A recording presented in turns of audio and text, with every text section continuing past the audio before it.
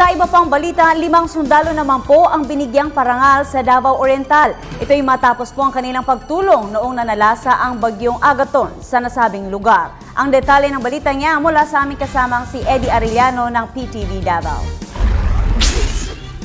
Pinarangalan ng Bronze Cross Medal ang 5 kasundaluhan sa miyembro ng Provincial Peace and Order Council dahil sa kabayanihan na pinamalas ng tumama ang low pressure area at bagyong Agaton at binaha ang mga bayan ng Lupon at Katiil sa Davao Oriental.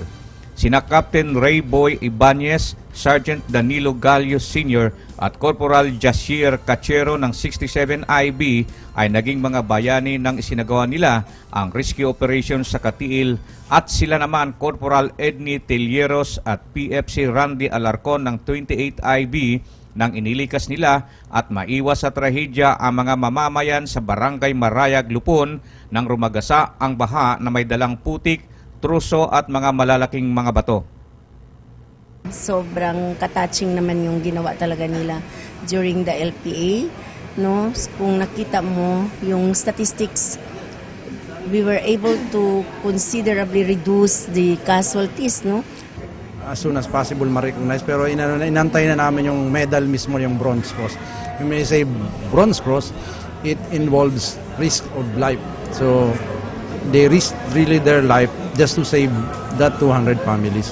3 of them, yung dun sa may Katiil, sila yung mga nag-save doon sa mga kababayan natin na nalulunod at saka yung nadadala ng baha nung gabi. Nais ng mga miyembro ng Davao Oriental PPOC na makita ng personal ang naturang mga bayani upang maipaabot din sa kanila ang kanilang pasasalamat.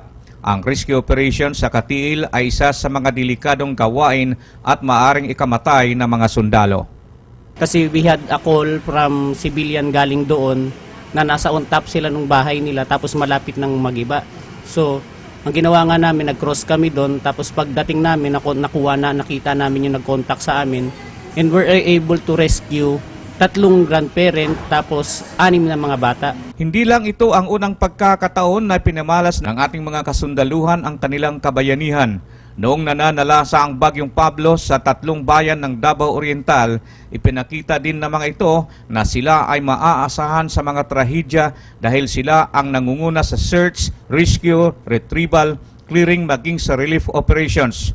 Katuwang naman nila sa bayanihan ang mga LGU at mga national agency sa pagtugon sa mga pangangailangan ng mga mamamayan. Sa telebisyon ng bayan kasama si Julius Masayon, Eddie Arellano.